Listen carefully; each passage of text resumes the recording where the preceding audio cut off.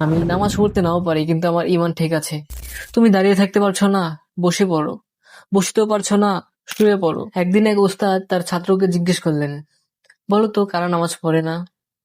ছাত্র তখন একটু ভাবলো এবং বলল, যারা অমুসলিম, নাস্তিক, মৃত মানুষ, অচেতন ব্যক্তি এবং এমন কিছু শিশু যারা এখনো কিছু বোঝা শিখেনি, তারাই নামাজ পড়ে না। ওস্তাদ তখন বললেন, তাহলে যে একজন মুসলিম, সুস্থ, সচেতন এবং প্রাপ্তবয়স্ক, কিন্তু ইচ্ছা করে নামাজ পড়ে না, সে কোথায় দাঁড়িয়ে আছে? ছাত্র তখন নীরব হয়ে গেল। ওস্তাদ তাকে আবার বললেন, ইসলামের রুকন 5টি, কিন্তু দেখো, হজ সবার উপর ফরজ নয়, শুধু সামর্থ্য থাকলেই ফরজ। যাকাতও সবার উপর ফরজ নয়, নির্দিষ্ট সম্পদ থাকলেই ফরজ।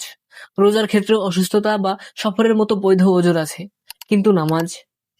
তুমি দাঁড়িয়ে থাকতে পারছো না, বসে পড়ো। বসতেও পারছো না, শুয়ে পড়ো। অর্থাৎ অসুস্থতার কারণে বা অন্য কোনো ওজরে নামাজের পদ্ধতিতে ছাড় আছে, কিন্তু নামাজকে একেবারে ছেড়ে দেওয়ার সুযোগ নেই। তাহলে আমরা কিভাবে সহজেই বলে দেই, আমি নামাজ পড়তে নাও পারি, কিন্তু আমার ঈমান ঠিক আছে? ভাই, কথাটা বলার আগে একবার থামুন।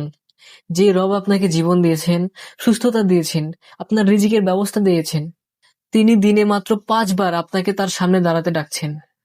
প্রশ্ন হলো, আমি কি এতটাই ব্যস্ত, নাকি আমার রবের ডাকটাই আমার কাছে গুরুত্বপূর্ণ নয়? নামাজ শুধু একটা আমল নয়, নামাজ আপনার ঈমানের সঙ্গে আপনার সম্পর্কের প্রতিদিনের সাক্ষ্য।